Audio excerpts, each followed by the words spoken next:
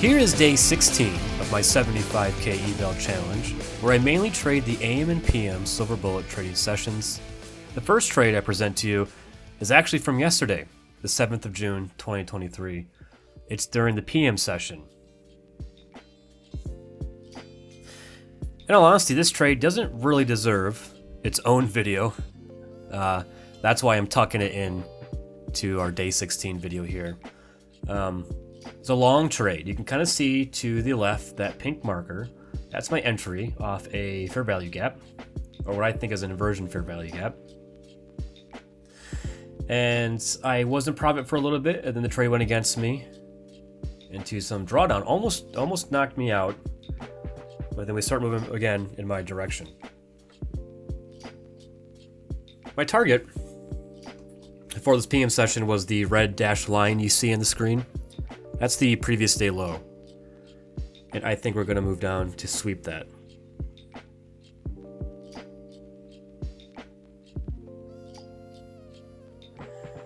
At this point, I have my stop loss at break even.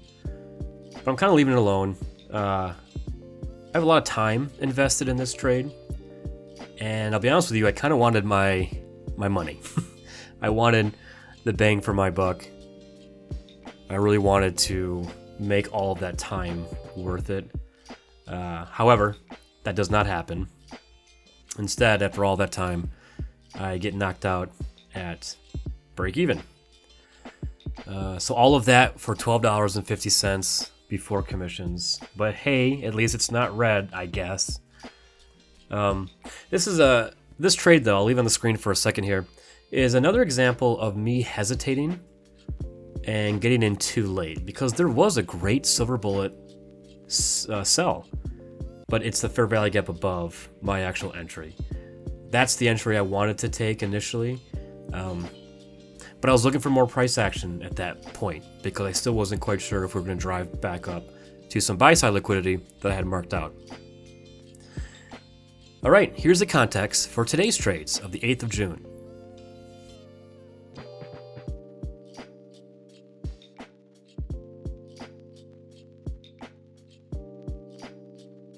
All right, here is the context for today's trades. I began on the 1 hour chart here.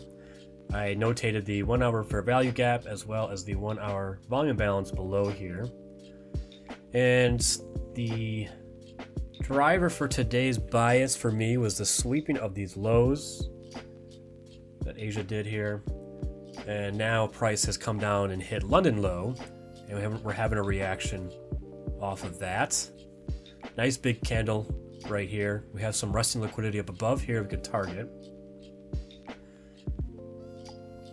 I'll go right to the 1 minute to kind of make this brief. This was a long trade for me, or a long analysis. Right away, before the hour begins, we have this fair value gap that sets up. Price taps into it beautifully and takes off. This is not my trade, unfortunately. We have a lot of entries here, basically, at this point. And I'm missing all of them only because I was wary of things like this. Price taking out buy-side liquidity and reacting and going back down for some of these Asia lows or the other sell-side liquidity here.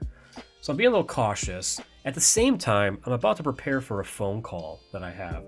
So I'm also not really trying to force anything quite yet. At least that's my plan. And I wanted to make, I did notate this on my chart. This is the volume imbalance here, a 5-minute volume imbalance. That I think we could definitely tap into again, even though we kind of already are. And also we have, kind of hard to see, but we do have a 5-minute fair value gap right here as well. So it's one of these two that I actually, for a while there, had my pending order on. Particularly, I believe I had it right here on the,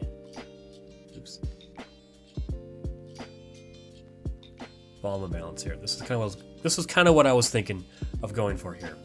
I would have put my TP right here at the standard deviation line, and I don't know, about right there. However, the phone call I had to take occurred, and I closed out my pending order because I didn't want to not be in front of the chart as price developed.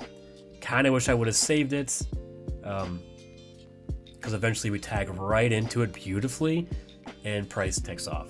And it hits that standard deviation. Would have been a really quick trade. I didn't catch that one. I removed my pending order, which I'm actually okay doing that. I think I had to walk away from the screen, and price could have done a whole numerous things, different things, that would have got me in trouble. So unfortunately, my original plan would have worked, but it didn't. Now, we still had these higher objectives here, so I'm still looking now that I'm back at the chart, I'm still looking for a potential entry here. I love the reaction we had off of that volume imbalance here. We leave behind another fair value gap, and this is the one that I want to take. And I tighten my stop to this low here. So not great, not you know, we're still under 20 ticks, so I'm okay with the 2 contracts. Yes, not by much. Now, I toyed with the idea of going to the new week opening gap or that fair value gap, but I think I played safe here with just the 5 handles. All right, let's see how the trade panned out.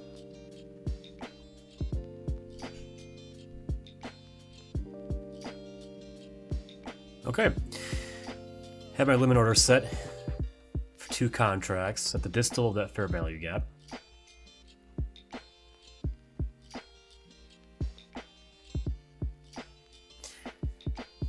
Once I'm tagged in here, I do move my stop loss up right away to 17 ticks. I kind of alluded to this in the context portion of the video that I'd like it to be a little bit tighter, that stop loss.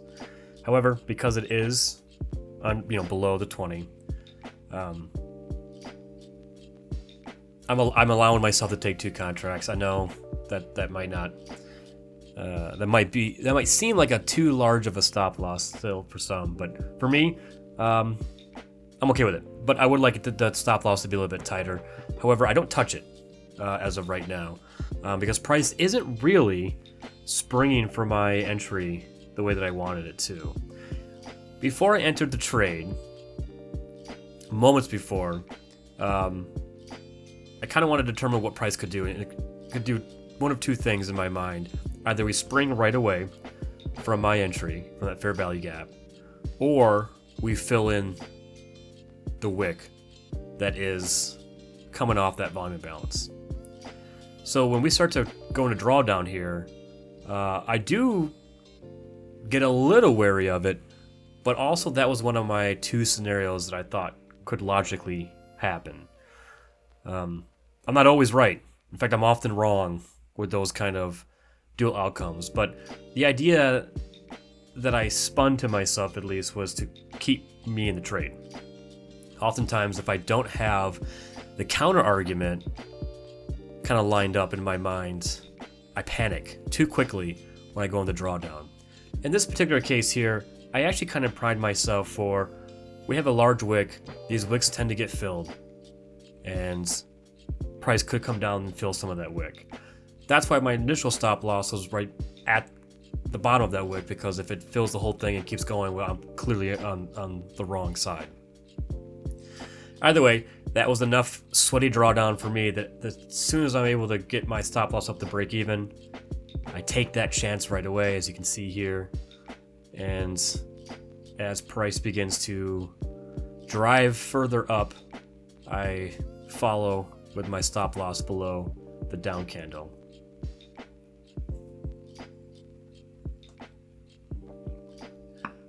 Overall, a really nice trade where the drawdown didn't last for very long, and luckily I was able to withstand it and walk away with a nice profit. Here are the trades of the day. This is also including yesterday's trades, because I wanted to put on screen that 12:50 p.m. session trade that you already saw. So yeah, really great day, in all honesty, or 2 days. Yeah, and there we are, and we're only less than $200 away from our profit total.